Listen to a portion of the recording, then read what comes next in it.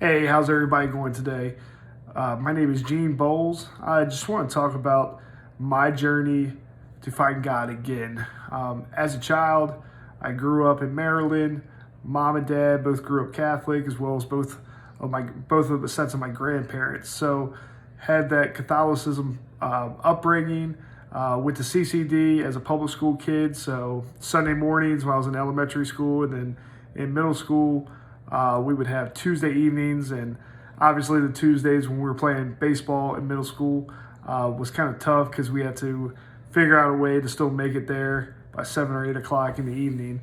But that being said, my journey wasn't really there as a child. We went through the baptismal process, first communion, second grade, went through confirmation in 8th grade, but there was always something missing. And what I mean by that is that we knew who he was, but we never really learned more than what other people would learn. And what I'm coming to terms now, where I live at, I feel that depending on where your upbringing is, some people actually learn what is in the Bible. And was talking about that the other day with my wife, and her upbringing was a little bit different. Whereas once I got to after 8th grade, probably the only time I would go to church would be pretty much a holiday Catholic. So you would go on your Easter, your Christmas, and then the weddings and funerals and that type of stuff. But trying to get back in touch and find a Christian Bible-based church is really interesting now. Being here, in Alabama where I live at, it's interesting how people have grew up with the Bible and know all the stories. We never knew the stories growing up. And I say we, they could have taught them to us at school, but I don't remember.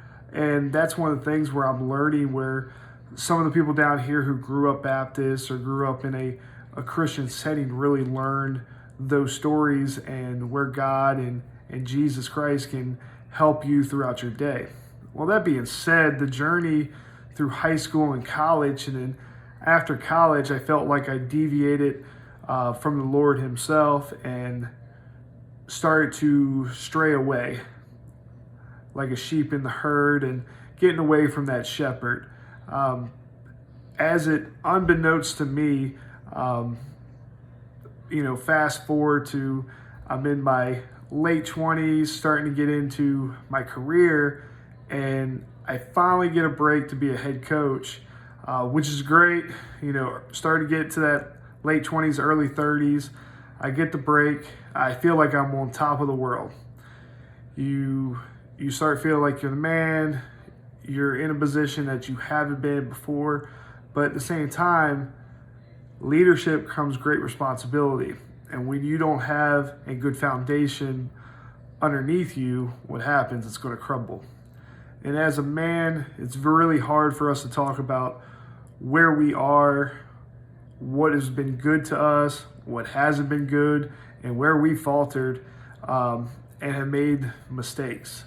I made plenty of mistakes as a first-time head coach at the college game, as well as a head coach in the high school game. That no regrets, because we all learned, myself included, what you should and shouldn't do. But getting back to that time when I got that college head coaching job, you feel like you're on top. You're on the radio, you're on TV, even though it might be a little market and it might only be a YouTube show, but you think you're the man, or you think you're the woman in that position, and then you end up not fulfilling the role and not being as godly as you should be, and leaving it up to justify why it just isn't the right fit at the right time. So that being said, me personally, a lot of things had to change for me as a man to, one, grow up, because the lifestyle that I was living was not conducive to be able to coach, be able to be me, and personally, it was killing me inside. So going through a transition of trying to find myself and honestly by myself.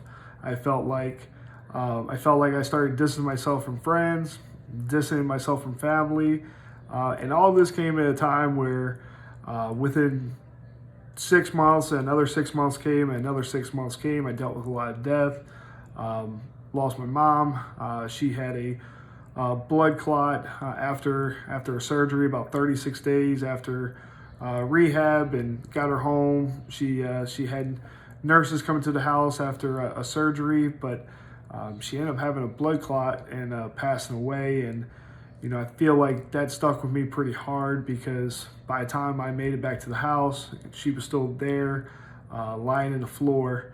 And if you've never seen a loved one who has passed away, or just been in that situation, it's really hard to kind of comprehend what that's like. Fast forward 6 months later, my dad starts getting sick and eventually passes away from esophageal cancer. So within that time, I'm trying to find different ways to cope. So that's trying to go out, do stuff that I'm not supposed to do, and honestly finding any type of ice to fix what's broken inside. When I got to that year, probably that summer, I was trying to get back on my career path of wanting to be enthralled into college baseball and wanting to be a head coach at any level in the college game. At that time, I was an assistant coach at a junior college.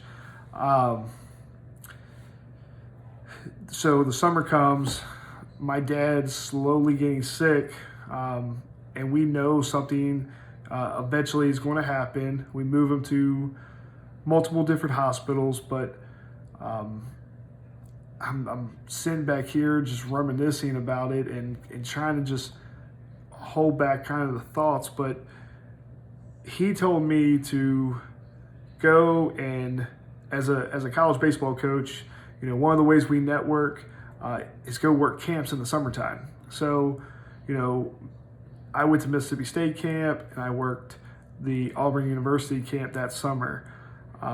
Was very fortunate. That was the first year Butch Thompson was at Auburn, and had a great time at both Mississippi State camp as well as Auburn. But the last day of the Auburn camp, I got a call that my dad just wasn't doing that good. He was getting transferred into hospice care.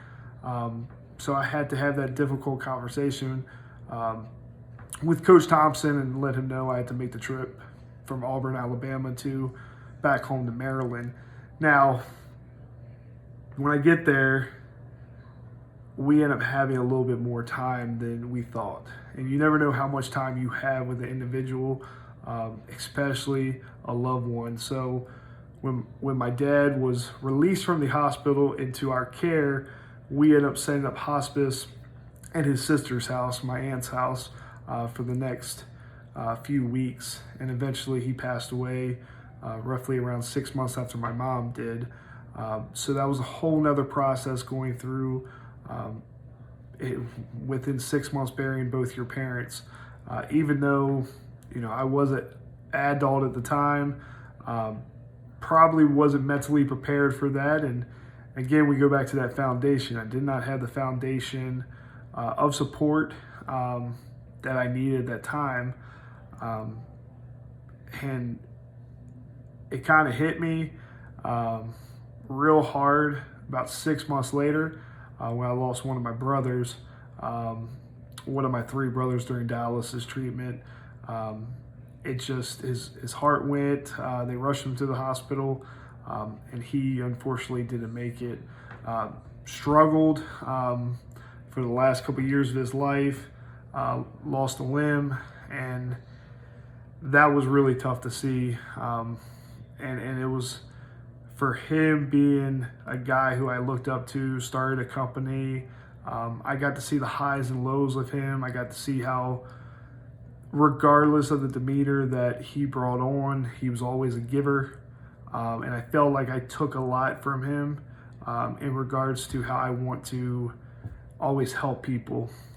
Now, after that, I kind of went back and still wanted to be coaching, but kind of wasn't sure what I was going to do. So at that time, it's just me. I have two brothers still around, and I go on this journey of going to go be a college coach. Had the opportunity to coach in the Cape Cod League for the first time, and which was great.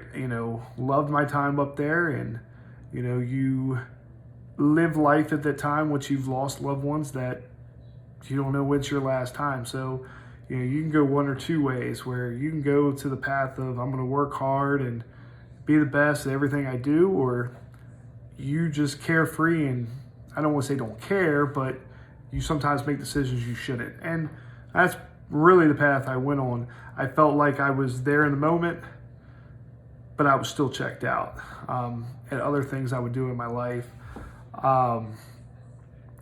And that eventually led me to where my story was at, was when I got my first head coaching job at the college. And everything was good until, I had felt like I got to the top, and I let everything that I never wanted to come get the best of me. And they said, I've heard this multiple times, God will knock at the door, but you better have your windows closed in your house, because the devil's trying to find his way in. And the devil definitely found his way into me and caused me to not be godly and not be put myself and others in not the best situation. And I blame others for kind of how I handled everything. And it's tough when you are trying to start something and build something up, and you really feel like you have to take a step back from everything, and you blame the world, you blame others for your misfortune, and you find ways to scapegoat everything instead of looking in the man in the mirror and what ways you can improve. I'm going to say this again when I make another video. Lord does work in mysterious ways. That year, I met my now wife, where I decided that her college softball team was in town in North Carolina, and I was going to make my way and meet up with her, and we did. We hit it off fast, and luckily that we had that connection, that it grew throughout that summer after I left that head coaching position, to where it flourished into something to where within the first couple months I knew from the start that was going to be the person I wanted to marry. So I felt like she was there at the right time, and it's wild how the Lord will put people in your life that you might not be ready for. I've been very blessed. Always wanted to have a family. We have a son. He just turned 1.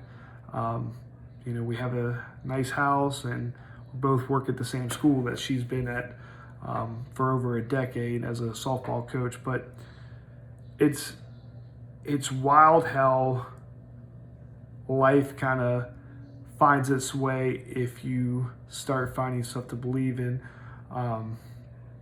When I first met her,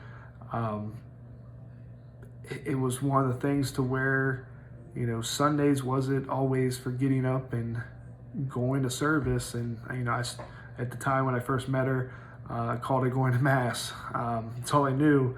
But it really hit me the first time we went to her local place of worship. And again, to this day, it's funny because her friends that are now my friends laugh, because they say that she's been to church now more than what she was before when I got here. But I think that we help each other in that regard, in both of our walks. And I think it's something to say too, when all of this and the area that we live in is very close to the camp that I worked at Auburn. I'm only about 25 to 30 miles away from that camp where I got the notification my dad was going to go to the hospice. And now I'm back here working at a Christian school, and basically having the opportunity to say, look, you can have a situation where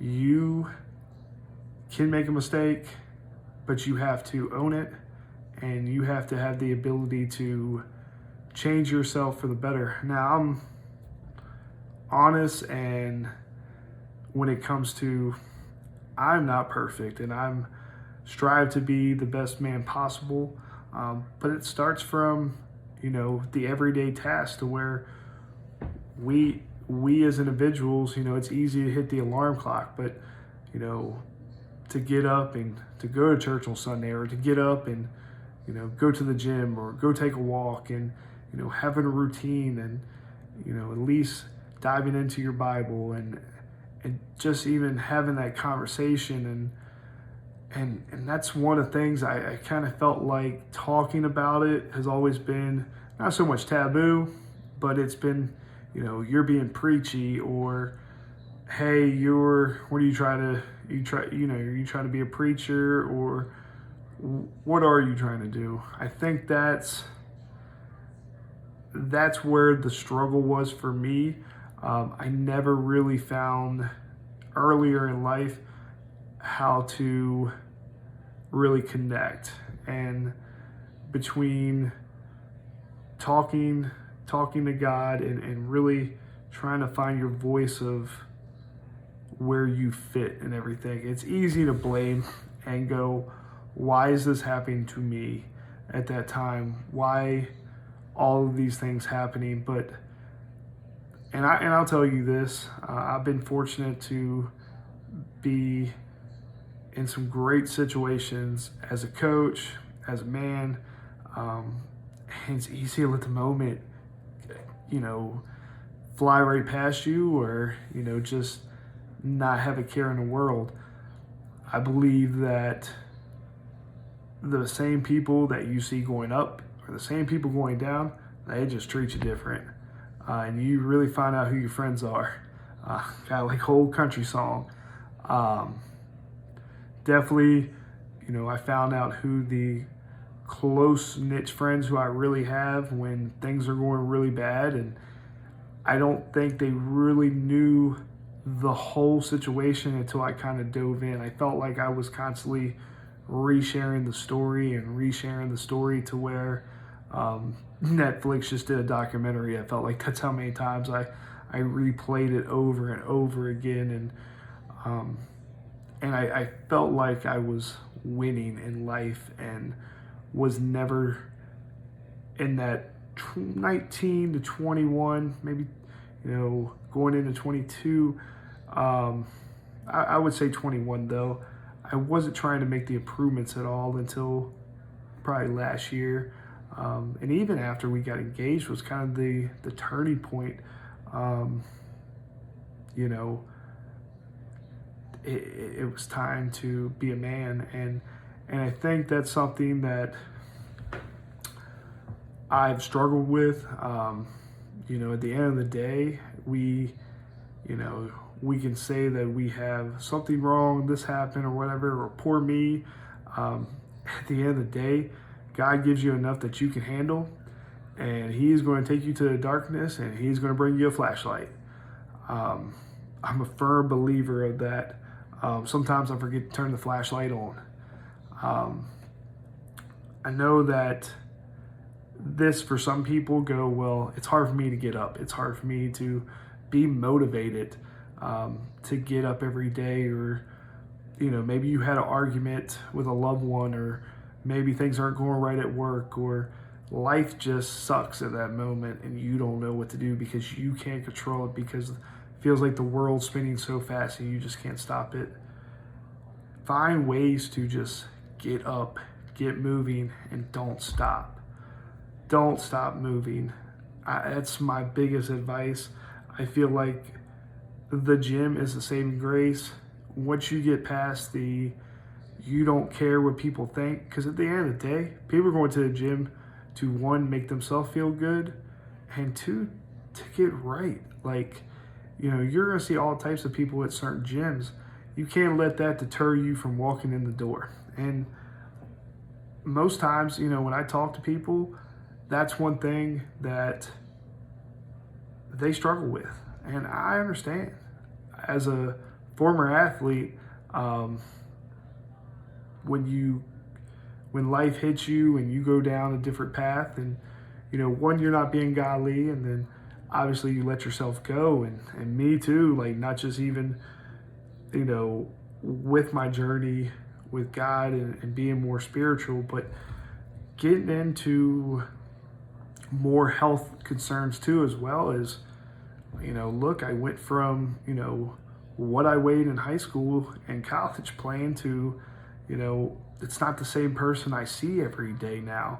And even when I got married, I'm still very heavy, but I think it's around 50, 60 pounds lighter now. And it's a different feeling. Every day trying to push, try to be better for myself, but I want to be around for things for my son, for my wife. I want to see and have experiences. But one of the things too, I don't feel like I've served enough. And what I mean by that, I feel like we serve the individuals at work. If you're at a business that you help individuals, or you give to a nonprofit, or you do charitable work or whatever, but as a whole, there's so much more that I still want to accomplish. There's so much more that I want to have the ability to change, and it's funny because people will say, hey, you can't do that. It's impossible. It's never been done. Why not? How can we do this? How can we think outside the box? It's also reminds me of the little dot game we had, that you had to connect all the little dots, and the only way you could do it would be going outside the box. We, as followers of Christ, need to find other ways to keep ourselves going, to tell ourselves that even though it might be raining in our life and the day might not be the best day, that the sun will come up and we have the opportunity to make the most of it. I think when we lay ourselves down at night, we don't ever think about that we're not going to wake up. I had this discussion today with my wife, and we got the conversation about life insurance at our work, that we read up on a plan with our life insurance, and you never think about why you need that in a situation. But I want to be prepared for the worst case scenario, that when that happens, everything's taken care of. And I felt that what I've learned from my past, that in certain situations, lose my mom, we lost my dad in the physical sense, lost a brother, and then a couple years later I lose another brother, and then lost contact with the one remaining brother I had alive, mostly to my own fault, because my big mouth, sometimes when people are upset, we don't know how to probably just not say anything and just walk away from a situation still of trying to be right. Working on that relationship, because he is the only relative I have of my siblings left. I still have a relationship with my niece, but that's a whole different thing too, where she's dealt with the same situation in a whole different light. I really feel that going through this type of stuff, I can only imagine what she has to have seen, what I've gone through, and I know what she's gone through. So the demons that I face every day, I can only imagine. Now, you know, I know people have it worse.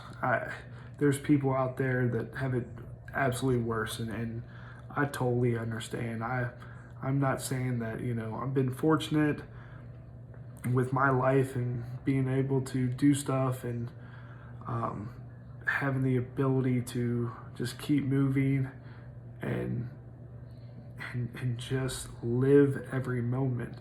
I want to be able to look back in the next 36 years and hopefully 36 years after that and think that I was able to serve and able to give back how I was supposed to. We all want to know what our purpose is.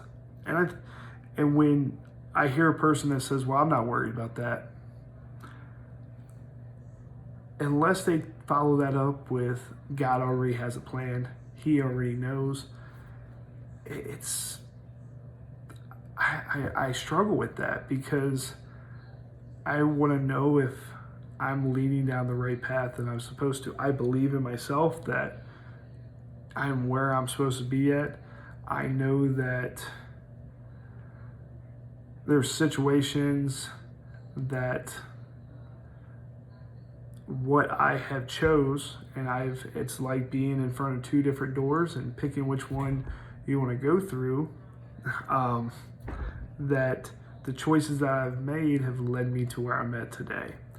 And I'm in such a better place being married, which I'm sure a lot of married guys out there would be like, oh, you know, newlywed stage. But now I'm actually really happy, and to see my little kid light up every time I walk in a room. And I'm sure when he gets older, it's going to be different. But I really enjoy that, and it's the little things that I don't think we stop and realize how fortunate we are.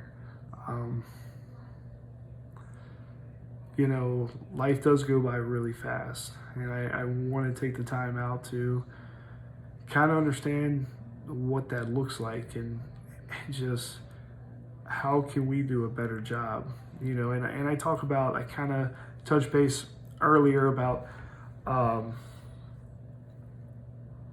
growing up in that Catholic church and upbringing, but you know, it's nothing wrong with how you got up, you know, brought up, but what did you learn from it, and where are you going with that and those teachings? I wouldn't change it for the world, minus really having more of like a Bible study. I felt like I got more from starting a FCA than I did from some of the CCD classes that we had, or catechism, or whatever you want to call them. I hope that, and I say I hope, I know that my son will, and our son, will know more and have the ability to ask questions. And I don't think that, wasn't that I had a lot of questions, it was just the unknown. And even when we sit there during a service and they'll talk about a situation like on the in the book, and I'm just kind of going, oh, that was in there, that I had no idea. My wife will look at me afterwards and she'll say, like, you never heard that before? And we'll have a conversation about that. I just think it's very interesting how it is one book that was wrote over time, that took place with people that wrote over 3 different continents, and how it all lines up is very... As the middle school kid, I was always the one who, it didn't make sense. This doesn't make sense. Like, I would not have faith and not have faith in why we are doing certain things, but trying to make sense of what the greater plan is, why things happen. And I think the takeaway that I always get, that I talk to in the past, was why do bad stuff happen to good people? And I don't think that like my friend will ask me, we'll go back and forth about if something happened to a child, and I've seen this from friends of mine, but you lose a child or you lose a loved one, how does that justify you keeping faith and knowing that that loss made a difference? And I feel that having the wherewithal and knowing and trusting that the plan at that time was to help in whatever journey that our Lord has put there, that child will be received with open arms and loved and cared for, and knowing that when that time comes that they'll reconnect with their family. And that's what I truly believe. But like I said, when I talk, I think that's where we struggle. And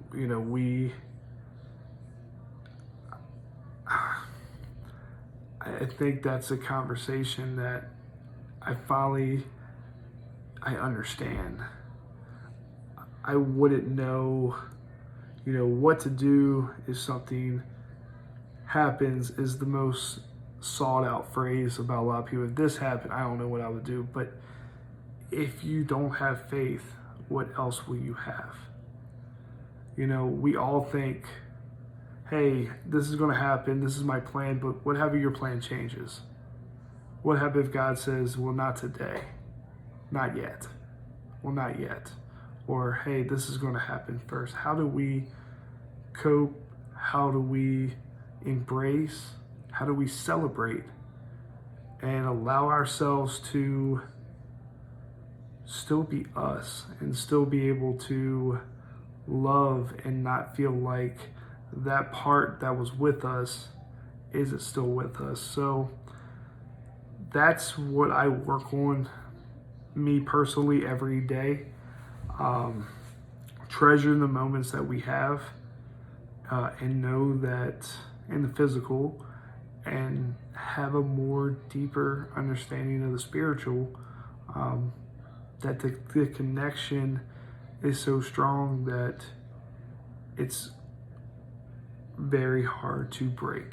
And I've said this earlier, the good Lord is always going to knock at the door for you. You just have to answer it. And when you're on top, that's when the devil's going to be there too. So even though you might get up and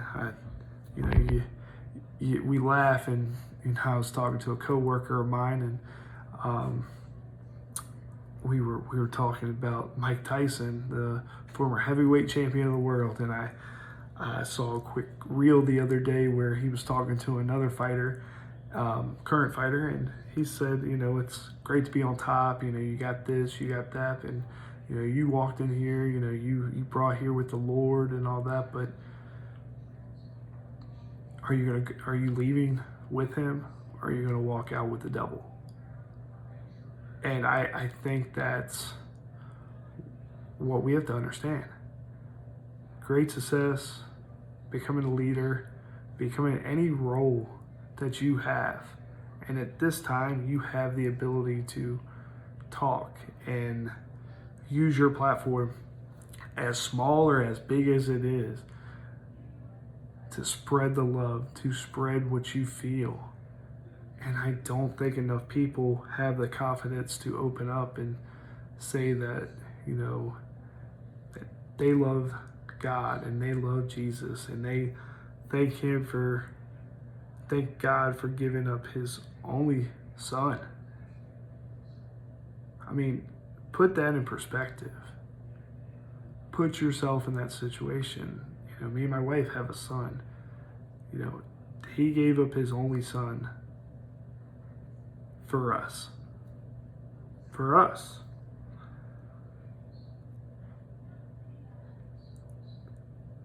What does that make you feel? I think about this too, and everybody talks about, you know, the divide that we have in a country or even other countries right now, where our world's going, political views, gender views, and how we feel just in general. And we can't find a way to reconnect. And everything from mainstream media is pulling us one way to we're told we have to live a certain way, and it's frowned upon to not keep the Lord in our hearts. I think that is what is tough to see right now. And it is really hard to put blinders on for our kids and for even ourselves, because we don't know what a hidden agenda is sometimes, and we're blind by it. I get it. I get it. You know, I'm guilty too. You know, I've made mistakes. I still make mistakes. But I'm a man and can say that every day I'm trying to be better than the day before, to have my walk be a little better. And I'm definitely not the best Christian out there. Will not be getting that award, and that's okay. But doesn't mean that I'm not trying to be better. And I think we sway away from, well, he's just trying to do this because of this, or he's just trying to get attention. No, I really want to be able to use the platform to kind of show who I really am and show what I'm all about. And I don't think we've ever been in the stage that we can do that so freely. And even now, I feel like we have to. Because if you're not honest with who you are, and especially with your religion, and you're told you have to think or have to do a certain way, it doesn't calculate. So my journey is an ever-going journey, and it'll always continue. You know, the road will not always be straight, and it's okay. I also know that I also got a pair of eyes that are going to watch and a pair of ears that are going to listen to everything I do. He's definitely like a little mini me, and that's really cool.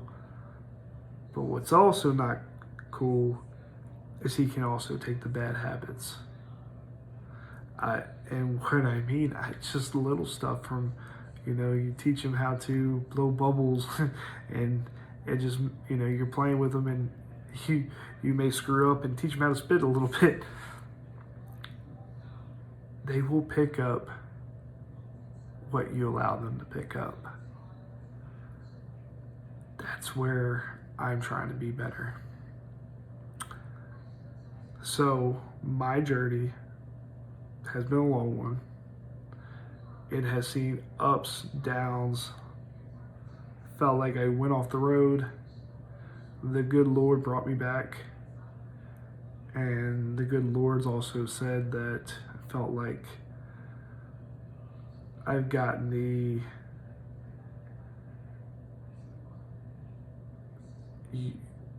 I've been very fortunate card, if that makes sense.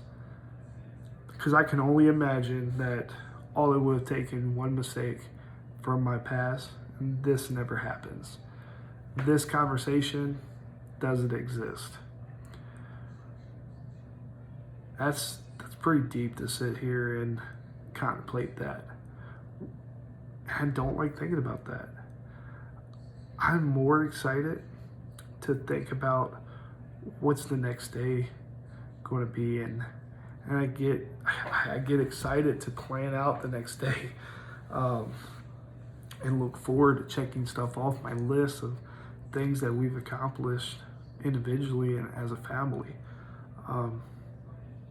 I look forward to building, our brand together, our family's brand, and what we can do, not just for our local community, but the bigger picture. How can we serve more? How can we help more?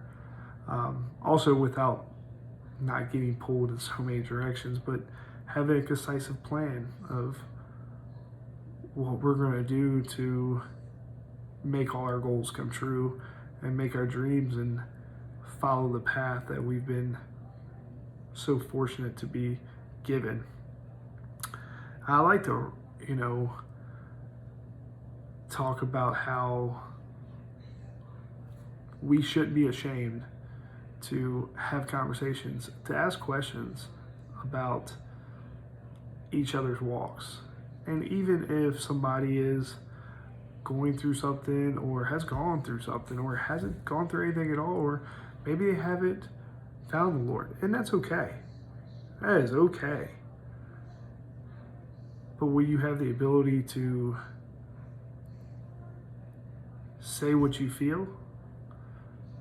Will you have the ability to say, well, this is why. This is why I believe. This is why I have faith. And some people, they can't. I'll be honest.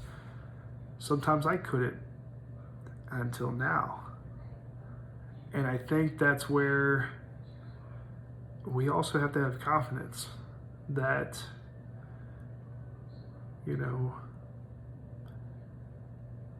He did something for us that a lot of people, I'm not sure they can do. And we touched on it already. What's that like to lose a loved one? I can only say what it's like to lose immediate family members. I've been fortunate. I haven't lost a child. I haven't lost a wife. But what that's like to have that ripped away, and what God can do to you to help you mend if you let Him. It is very easy to let yourself go, let yourself stay in bed, let yourself go down a path that you don't know who that person is anymore. And even though that you're happy, the happiness hides away, the tears, the happiness masks everything that you can't tell anybody. I truly believe that the best way to get through stuff is to work on yourself.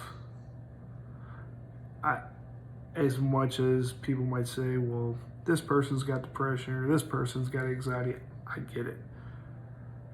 I believe that PTSD is a real thing.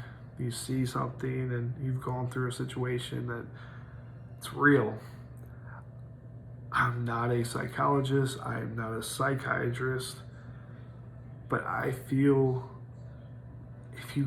if you get right with your body, which I'm personally working on every day, and like I said, it's only been 60 pounds. It's still not a lot, but using that to help me every day has been absolutely amazing, and honestly a miracle, because I feel like I'm more connected. I mean, we talk about some of the sins, and some of the deadly sins. I mean, when you're being a sloth and being lazy, and your God-given talents are not being utilized like you were supposed to use them. It's amazing what happens when you start understanding that you are wasting your time. You are wasting the opportunity to make a difference, the opportunity to change the world. I know for some people that I call where we live at Mayberry. It feels like the town on Andy Griffith's show. But to even make a difference in a small town,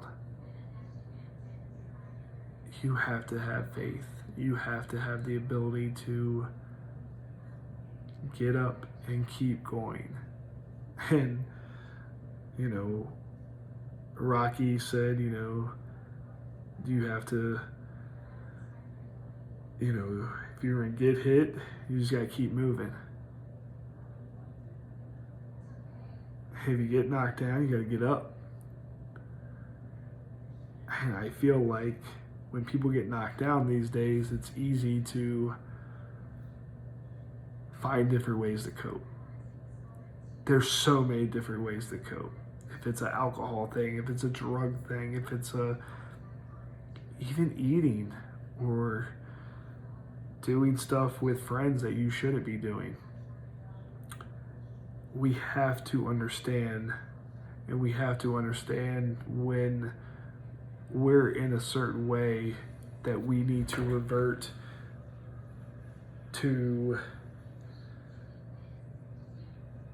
doing stuff that will allow us to be godly, that will allow us to be great. And I don't think that we fully understand the magnitude of what our path can do and what our journey can do just for somebody else.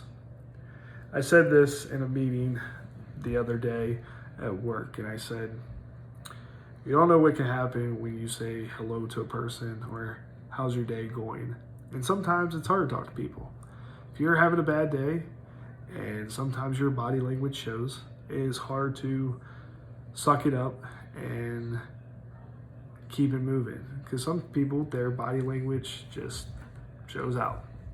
But when you find yourself having the ability to have a conversation with a person, you can change their whole day. A hello could change that person's whole day. That conversation or interaction that you might not thought you were going to have could have had an impact on that person. I really, truly believe that. Somebody could have dreaded getting up in the morning and they had a package that they have had at their house to mail, and they couldn't get themselves up to get to the post office. They made their way to the post office, and for some reason there was a long line, and you were in front of them or you were behind them and made just small talk. That could have changed that person's life for the day. I talked to a speaker one time at a convention, and he makes it a point to connect with 10 different people each day. If it's somebody he sees at a restaurant or somebody that, it could be a new client or what have you, he tries to make a point to talk to 10 different people. And I found that unique because he wanted to connect. I have another friend where he wants to find ways in his sport to connect to 1 million different people. And he's using his coaching to do that in his platform. I also like the fact that, when you've gone through different stages in your life, have you connected with people that, you might have met, and now in your life, it might be the right time to reconnect. Or it's okay to reconnect and still not bring that person fully in, because again, like I said, you're on top and you come down, the people look the same up and down. They act different. And you find out who your real friends are and who that inner circle needs to be. Obviously, we keep God first and foremost and understand that He has the path for us and He knows the plan, and we might have our plan in our mind with what we need to do. We need to understand that it's okay to call a team meeting with the head coach and sit down on our knees and just ask what's going on sometimes, or hey, I need help, or hey, can you send me a sign? And the good Lord, He may find different ways to send a sign. You just got to be open to see Him.